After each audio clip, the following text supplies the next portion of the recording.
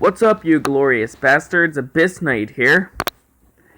And welcome to Urban Legend / Creepypasta Readings number 5. This will not be uploaded until, I don't know. I'm uploading the next one after I finish this one. I know I said that after doing the third one, but then I was like, fuck it, I'm gonna record 2 more. So yeah, after this one, the first one will be uploaded, and then there will be one a day. So this story is called Game Over. I don't know why I scrolled that time, I'm not even reading it yet. But yeah. As a gamer, seeing the words Game Over as a story title got my attention. I did scroll down a bit earlier, and I'll show you now. It is the longest one I'm reading tonight. So yeah. This is gonna be awesome. I hope. I live alone in my apartment. My parents disappeared when I was 7. Nobody found them, not even a corpse.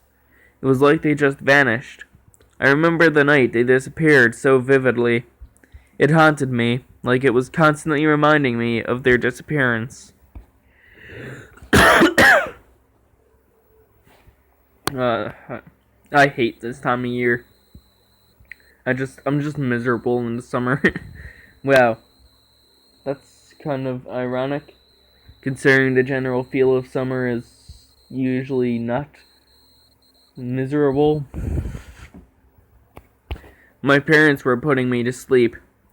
When the story they were reading to me was coming to an end, there was a knock on the door. Dad excused himself and told us he would answer it. I told Mom to read me another story. She looked worried, but she reluctantly agreed to read me another one. My dad didn't come back, so Mom left me in my room to check on him. She didn't come back either. I felt like I was being watched. I got scared and ran out of the room. I went to my parents' room and saw a man. No, it wasn't a man. I just knew it wasn't a man, but he looked like a man. He wore black clothes, and what made him look terrifying was his eyes. His eyes were gone, like they were brutally ripped out of his sockets. Black, slimy-looking substance oozed out of his eyes. He had a creepy smile. A smile that looks like he was about to do something he always wanted to do for a long time. Okay. This is by far the scariest one already, because I'm picturing that in my mind, and I'm wishing I hadn't. He suddenly grabbed me and held me by the neck. I struggled to breathe as he held my neck so tight. I feared that it would break. I know that said you, but I'm pretty sure that meant to say I. So I'm reading it as I. I kicked and thrashed to escape from his grasp. He thought for a moment and said, "How about we play a game, little girl?" He laughed. That will be this guy's laugh from now on. I didn't want to play.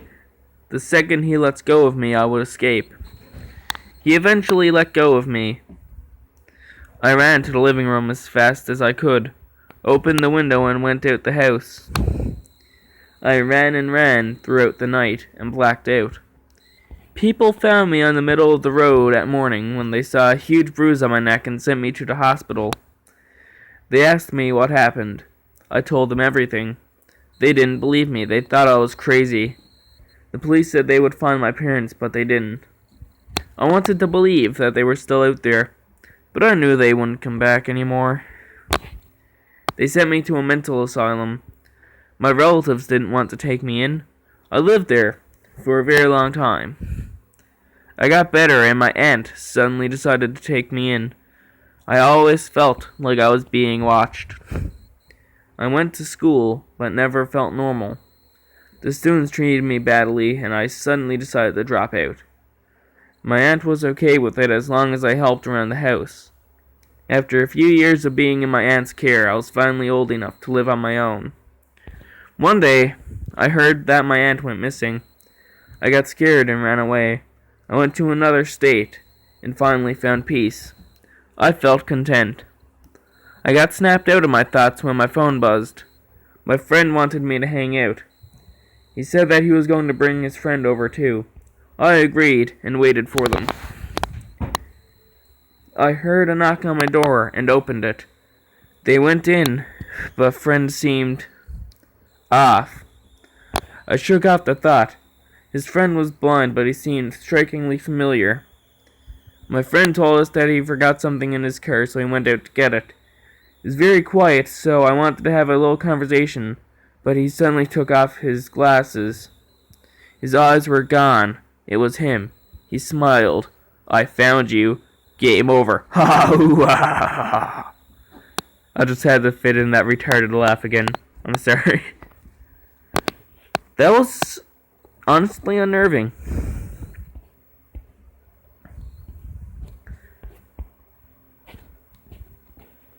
I wonder, is there gonna be a part 2 to this? Like, I want to see a part 2.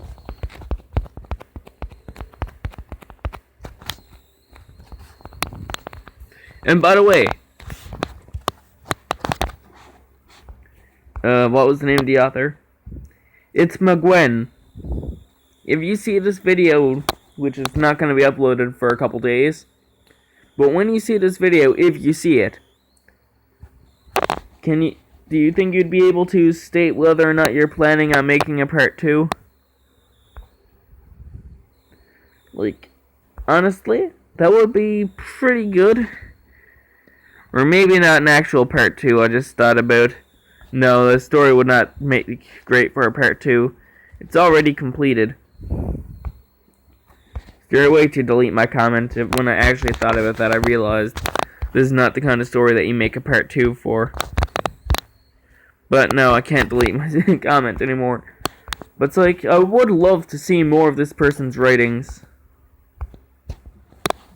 So anyways, that's it for this video.